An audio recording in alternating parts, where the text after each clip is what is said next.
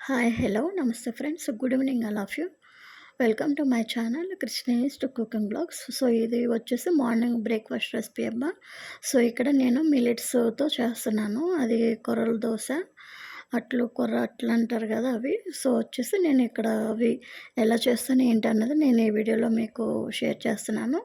So, ఇప్పటిదాకా చాలామంది చేసేసారు, చూసారు, అన్నీ అయిపోయినాయి. సో, బట్ ఏంటంటే నేను ఎలాగా చేస్తాను ఏంటన్నది నేను ఈ వీడియోలో మీకు షేర్ చేయాలనుకుంటున్నాను.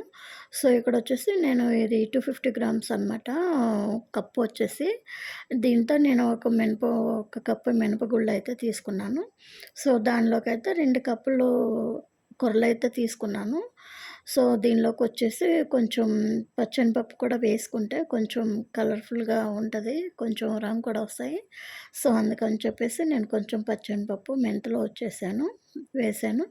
సో, అవి ఒకసారి మిక్స్ చేసుకొని ఇక్కడైతే నేను ఒకసారి కలుపుకొని అయితే నేను 8 అవర్స్ నానాలి కదా! సో, అందుకని చెప్పేసి నేనింకా ఇక్కడ 8 అవర్స్ అయితే నేను నానబెడుతున్నాను. సో, ఈవినింగ్ అయితే మీకు ప్రాసెస్ చూపిస్తాను మిగతాది. సో, ఇదొచ్చేసి ఈవినింగ్ అబ్బా. ఇక్కడ వాష్ చేసుకుంటున్నాను. ఇదొచ్చేసి నేను గ్రైండర్‌లో వేయట్లేదు. మిక్సీలోనే వేస్తున్నాను. దీనిలోకి కొంచెం అటుకులు ఉన్నాయి నా దగ్గర, red poha.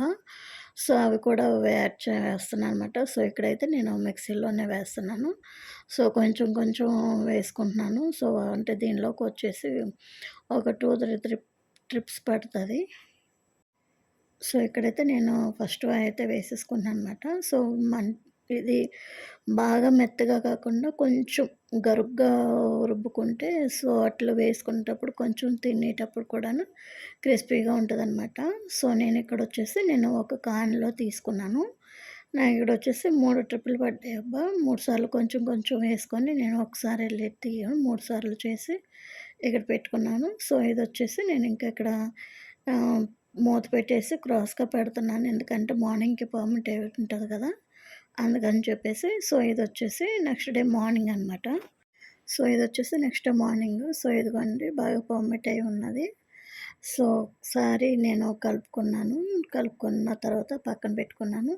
So, idli recipe వచ్చేసి నేనిక్కడ ఆహ్, గోధుమ రవ్వతో చేస్తున్నాను. సో, ఇదొచ్చేసి బన్సీ రవ్వతో నేను ఇడ్లీలు చేస్తాననమాట. సో, ఇక్కడైతే నేను కొంచెం అంటే కొంచెం ఆయిలయితే వేసుకొని, కొంచెం ఆవాలు, జీలకర్ర అయితే వేసుకున్నాను.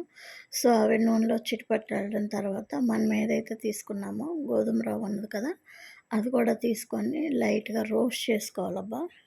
సో, అవి కూడా వేసుకొని కొంచెం లైట్‌గా రోస్ట్ చేసుకోవాలి. సో, కొంచెం ఆల్రెడీ బ్రౌన్‌గా ఉంటది. కొంచెం వేగాలనమాట.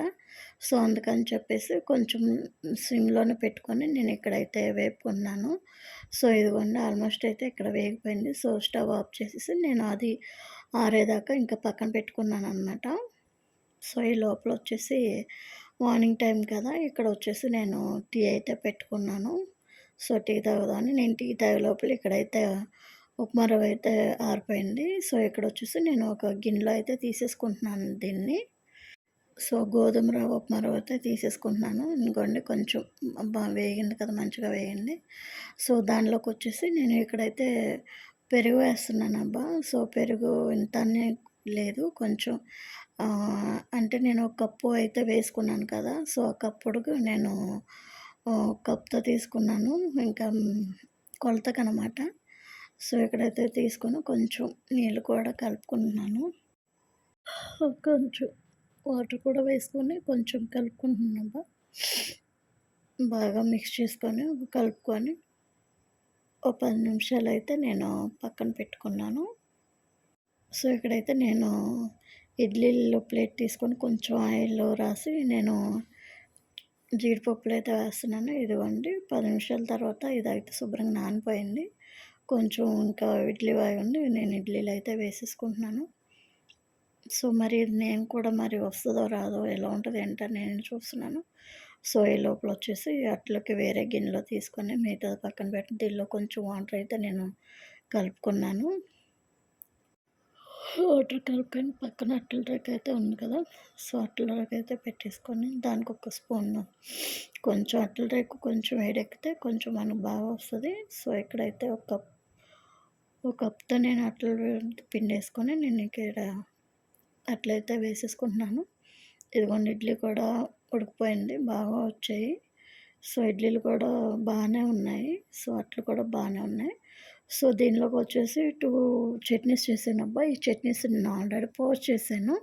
సో, కావాలంటే ఎవరైనా ఒకసారి చూడండి. ఒకసారి మీరు కూడా ట్రై చేసి ఎలా ఉందంటే కామెంట్ బాక్స్‌లో తెలపండి. సో, అట్లు కూడా హెల్తీ. గోధుమ రవ్వతో ఇడ్లీ కూడా మంచివి కదా హెల్త్‌కి. సో, ఎవరికైనా నచ్చినట్టయితే లైక్ చేసి, షేర్ చేసి, సబ్స్క్రైబ్ చేయడం మర్చిపోకండి. Thank you for watching. Thank you so much guys. By.